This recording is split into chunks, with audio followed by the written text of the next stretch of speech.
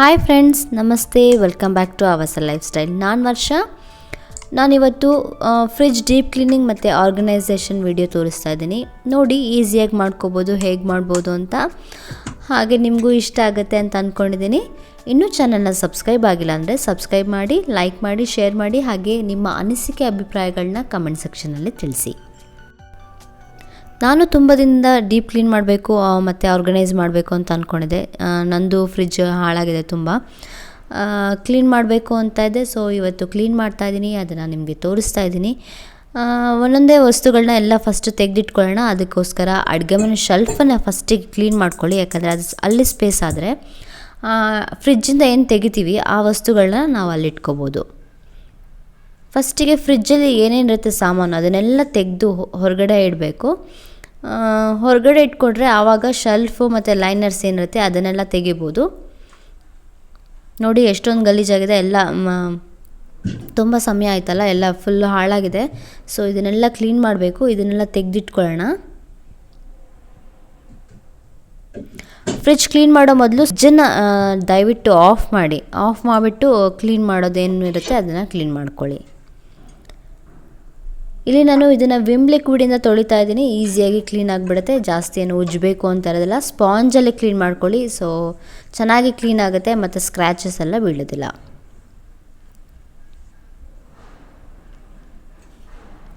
ಇದನ್ನು ತೊಳೆದು ಇವಾಗ ಡ್ರೈ ಆಗೋ ಟೈಮಿಗೆ ನಾವು ಮತ್ತೆ ಫ್ರಿಡ್ಜ್ ಏನಿರುತ್ತೆ ಅದನ್ನ ಒಳಗಡೆ ಅದನ್ನು ಸೋಪಲ್ಲಿ ಕ್ಲೀನ್ ಮಾಡಿಕೊಂಡು ಒರೆಸ್ಕೋಬೋದು. ಇಲ್ಲಿ ಸ್ವಲ್ಪ ಏನೋ ಇದು ಕಸ ಎಲ್ಲ ಬಿದ್ದಿದೆ, ಅದನ್ನು ಫಸ್ಟಿಗೆ ತೆಕ್ಕೊಂಡು ಆಮೇಲೆ ವಿಮ್ ಲಿಕ್ವಿಡಿಂದ ಸ್ವಲ್ಪ ನೀರನ್ನು ಹಾಕ್ಕೊಂಡು ಅದನ್ನು ಕ್ಲೀನ್ ಮಾಡ್ಕೋತೀನಿ. ಫಸ್ಟಿಗೆ ಅದನ್ನು ಕ್ಲೀನ್ ಮಾಡ್ಕೊಂಡು ನೀಟಾಗಿ ವೈಪ್ ಔಟ್ ಮಾಡಿಕೊಂಡು ಆಮೇಲೆ ಡ್ರೈ ಕ್ಲಾತಲ್ಲಿ ಈ ಆಲ್ ಇನ್ ಒನ್ ಕ್ಲೀನರ್ ಏನಿದೆ ಅದರಲ್ಲಿ ನಾನು ಕ್ಲೀನ್ ಮಾಡ್ಕೋತೀನಿ. ಇದು ವಿಡಿಯೋ ಬೇಕಿದ್ದರೆ ನಿಮಗೆ ಲಾಸ್ಟ್ ವಿಡಿಯೋ ಚೆಕ್ ಮಾಡಿ ಈ ಲಿಕ್ವಿಡ್ ಹೆಂಗೆ ಮಾಡ್ಕೊಳ್ಳೋದು ಅಂತ ನಿಮಗೆ ಸಿಗುತ್ತೆ.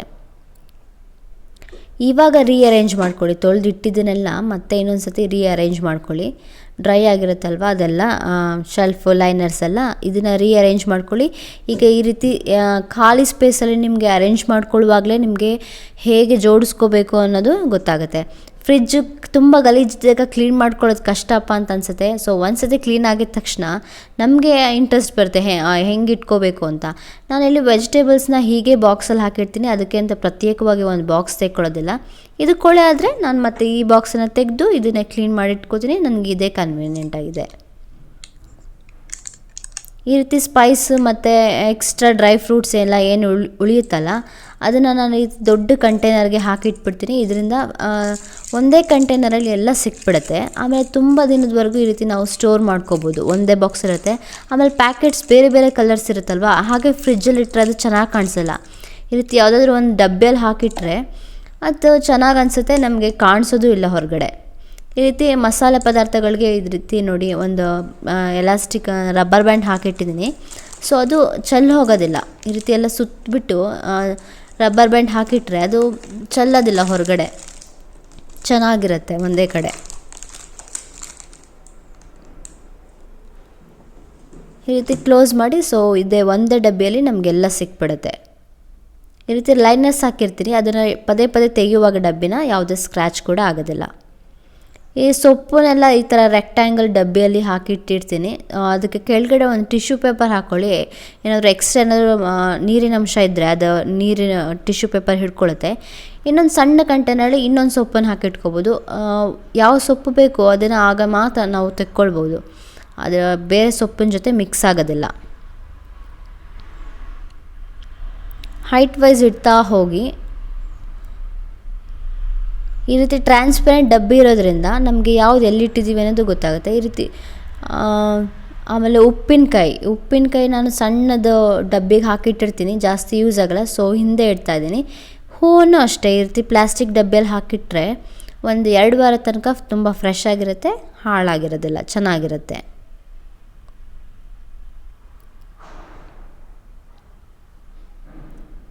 ಇಲ್ಲಿ ಮೇಲ್ಗಡೆ ಶೆಲ್ಫ್ ಟಪ್ಪರ್ ವೇರ್ದು ಡಬ್ಬಿ, ಅದರಲ್ಲಿ ಇಡ್ತಾ ಇದ್ದೀನಿ ಎಲ್ಲನೂ. ರೆಕ್ಟ್ಯಾಂಗಲ್ ಶೇಪೇ ಇದು, ತುಂಬ ಚಿಕ್ಕದಾಗಿರುತ್ತೆ, ಸ್ಪೇಸ್ ಜಾಸ್ತಿ ಹಿಡಿದಿಲ್ಲ. 4-5 ಡಬ್ಬಿ ಅದೇ ಜಾಗದಲ್ಲಿ ಬಂದುಬಿಡುತ್ತೆ ನಮಗೆ. ಈ ರೀತಿ ಶುಂಠಿ, ಬೆಳ್ಳುಳ್ಳಿ, ಕೊತ್ತಂಬರಿ ಸೊಪ್ಪು ಮತ್ತು ಬಟಾಣಿ ಅಥವಾ ಅವರೆಕಾಳು ಏನಿರುತ್ತೆ ಅದನ್ನು ನಾವು ಸ್ಟೋರ್ ಮಾಡಿ ಇಟ್ಕೋಬೋದು.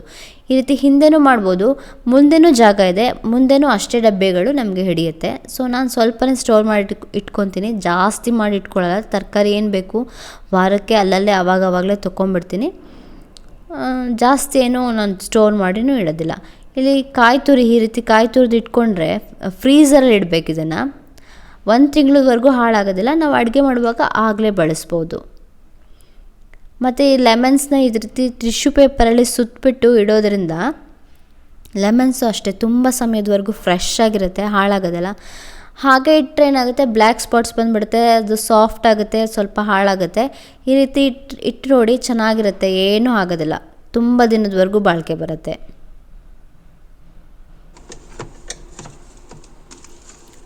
ಸೊ ಲೆಮನ್ ಜಾಸ್ತಿ ಯೂಸ್ ಮಾಡಲ್ಲ, ಸೊ ಅದಕ್ಕೆ ಹಿಂದೆ ಇಡ್ತಾಯಿದ್ದೀನಿ. ಇಲ್ಲಿ ಕರಿಬೇವಿನ ಸೊಪ್ಪನ್ನು ಮುಂದೆ ಇಟ್ಕೊತಾ ಇದ್ದೀನಿ.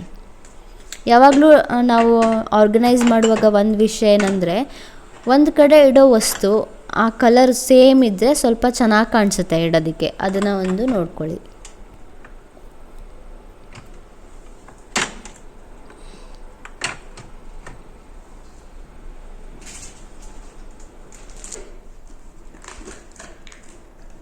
ಆಮೇಲೆ ಒಂದೇ ಪದಾರ್ಥಗಳು ಬೇರೆ ಬೇರೆ ಡಬ್ಬಿಲಿದ್ದರೆ ಅದನ್ನ ಒಂದೇ ಕಂಟೈನರ್ಗೆ ಹಾಕ್ಕೊಂಡು ಇನ್ನೊಂದು ಕಂಟೈನರ್ನ ನಾವು ಜಾಗ ಅಂದರೆ ಖಾಲಿ ಮಾಡ್ಕೋಬೋದು.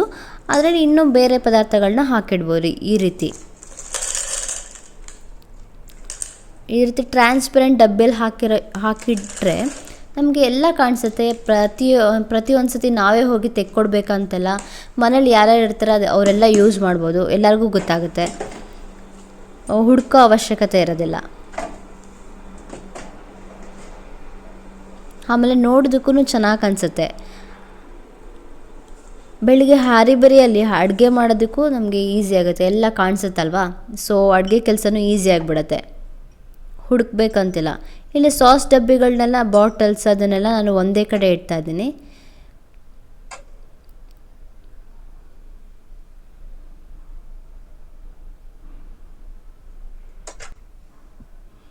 ಆಮೇಲೆ ಇಲ್ಲಿ ಸಾಸ್ ಪ್ಯಾಕೆಟ್ಸ್ನ ಹಿಂದೆ ಇಡ್ತಾಯಿದ್ದೀನಿ. ಅದು ಅಳ್ಳಾಡೋದಿಲ್ಲ, ಬಾಟಲ್ಸ್ ಅಲ್ವಾ, ಅಳ್ಳಾಡೋದಿಲ್ಲ. ಸೊ ಟೈಟಾಗಿರುತ್ತೆ ನೋಡಿ, ಹಾಕಿ ತೋರಿಸ್ತಾ ಇದ್ದೀನಿ, ಏನೂ ಆಗೋದಿಲ್ಲ, ಚೆನ್ನಾಗಿರುತ್ತೆ. ಈಗ ಮಧ್ಯದ ಸ್ಪೇಸ್ನ ನಾನು ಖಾಲಿ ಇಟ್ಟಿರ್ತೀನಿ. ಇದು ಏನಕ್ಕಂದರೆ ಮಾಡಿದ ಅಡುಗೆ ಏನಾದರೂ ಉಳಿದ್ರೆ ಅಥವಾ ಏನಾದರೂ ದೋಸೆ ಹಿಟ್ಟು, ಚಪಾತಿ ಹಿಟ್ಟು ಆ ಥರದ್ದು ಏನಾದರೂ ಇದ್ದರೆ ನಾನು ಈ ಮಧ್ಯದ ಶೆಲ್ಫಲ್ಲಿ ಇಟ್ಕೋಬೋದು. ಮಧ್ಯ ಖಾಲಿ ಇರುತ್ತಲ್ವ, ನಾನು ಅದಕ್ಕೋಸ್ಕರ ಸ್ಪೇಸ್ ಮಾಡಬೇಕಂತಲ್ಲ. ಈ ರೀತಿ ಫ್ರಿಡ್ಜ್ ನೀಟಾಗಿ ಕ್ಲೀನಾಗಿ ಆರ್ಗನೈಸ್ ಆಗಿದ್ದರೆ, ಆಮೇಲೆ ಜಾಗ ತುಂಬ ಚೆನ್ನಾಗಿದ್ದರೆ ಫ್ರಿಡ್ಜ್ ಕೂಡ ಚೆನ್ನಾಗಿ ಬಾಳಿಕೆ ಬರುತ್ತೆ, ಬೇಗ ರಿಪೇರಿ ಬರೋದಿಲ್ಲ, ತುಂಬ ವರ್ಷದವರೆಗೂ ನಮ್ಮ ಫ್ರಿಡ್ಜ್ ಚೆನ್ನಾಗಿರುತ್ತೆ.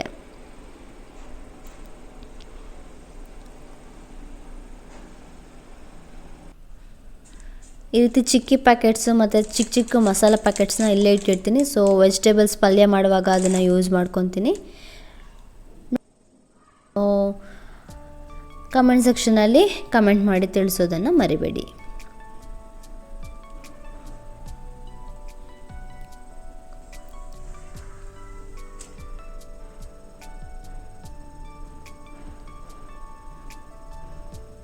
ಈ ಕಿತ್ತಳೆ ಹಣ್ಣಿನ ಸಿಪ್ಪೆನ ಬಿಸಾಕಬೇಡಿ, ಫ್ರೀಝರಲ್ಲಿ ಸ್ಟೋರ್ ಮಾಡಿ ಇಟ್ಕೊಳ್ಳಿ. ಈ ರೀತಿ ಯಾವುದಾದ್ರೂ ಒಂದು ಕವರಲ್ಲ ಅಥವಾ ಒಂದು ಡಬ್ಬಿಯೆಲ್ಲ ಹಾಕಿ ಸ್ಟೋರ್ ಮಾಡಿ ಇಟ್ಕೊಳ್ಳೋದ್ರಿಂದ ಈ ರೀತಿ ಬಯೋ ಎಂಜೈಮ್ಸ್ ಮಾಡ್ಬೋದು. ಇದು ನ್ಯಾಚುರಲ್ ಕ್ಲೀನರ್. ಇದನ್ನು ಇನ್ನೊಂದು ಸತಿ ಯಾವಾಗಲಾದರೂ ವೀಡಿಯೋ ಮಾಡಿ ತೋರಿಸ್ತೀನಿ. Thank you so much for watching.